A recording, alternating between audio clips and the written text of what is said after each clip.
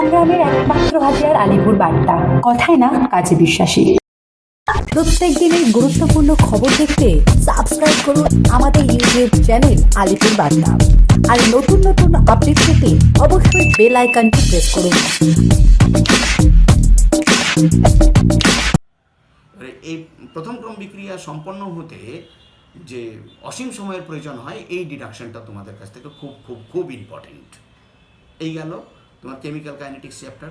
Next chapter হচ্ছে surface chemistry. এটা কোনো নিউমারিক্যাল নেই, এটা থিওরিটিক্যাল চ্যাপ্টার। তাহলে এখানে শোষণ অধিশোষণের মধ্যে পার্থক্য পড়বে, জেল আর সলের মধ্যে পার্থক্যটা একটু দেখবে, ঠিক আছে।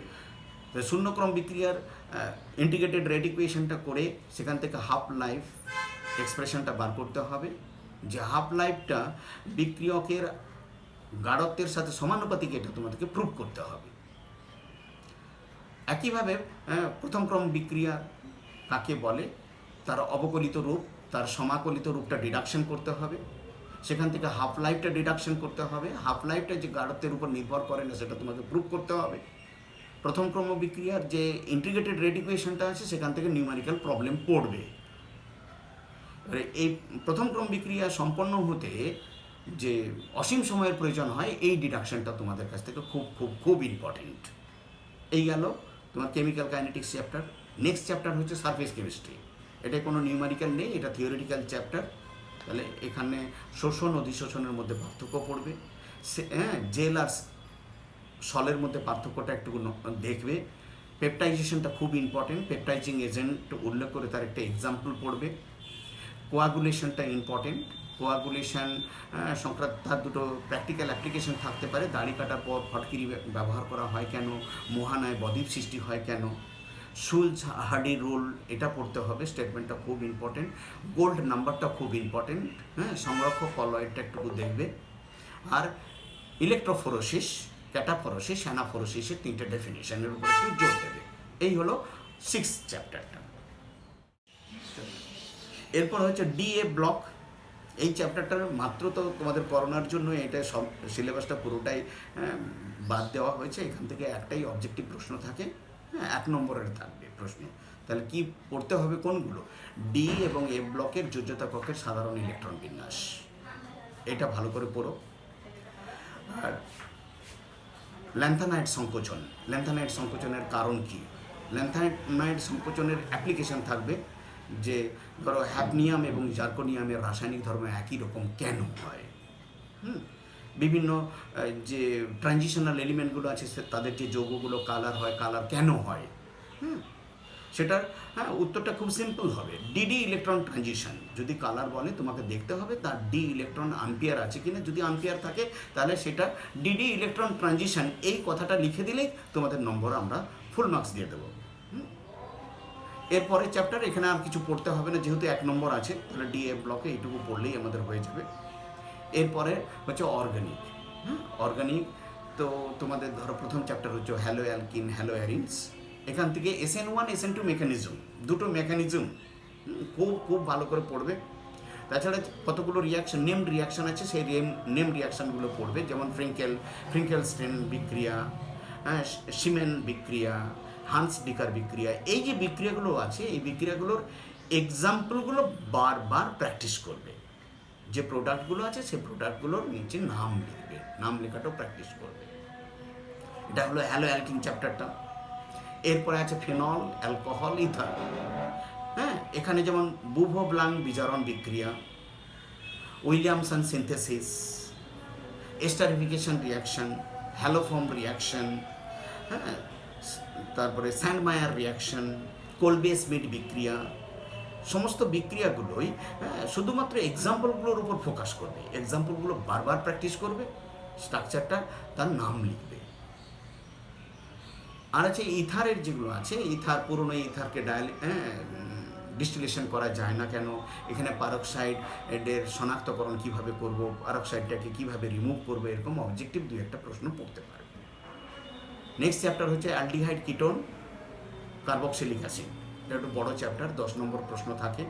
চ্যাপ্টারে প্রচুর নেমড রিয়াকশান আছে, সেই নেমড রিয়াকশানগুলো বারবার বলছি, নেমড রিয়াকশানের এক্সাম্পলগুলো ভালো করে প্র্যাকটিস করবে। কি আছে, ধরো তোমার Stephen reaction, aldol condensation, Cannizzaro reaction, cross Cannizzaro reaction, Claisen condensation, benzoin condensation, Perkin reaction, তারপরে তোমার ফ্রাইজ রিঅ্যারেঞ্জমেন্ট,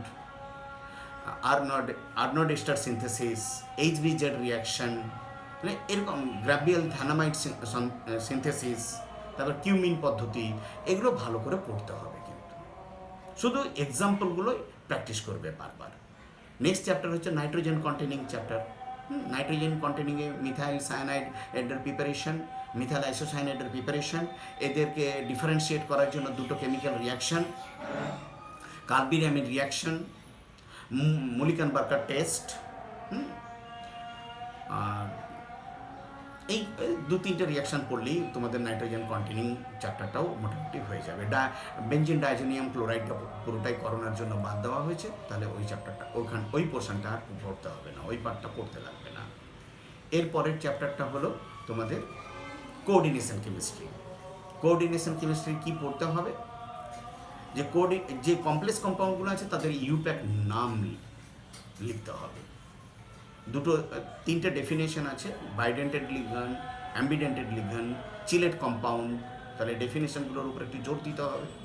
আর একটা কমপ্লেক্স আয়ন বা কমপ্লেক্স কম্পাউন্ডের জিওমেট্রিক্যাল শেপ এবং তার magnetic property, nature of magnetic property, এগুলো আমাদের একটু জোর দিতে হবে। এটা 2 নম্বরের প্রশ্ন আসবেই।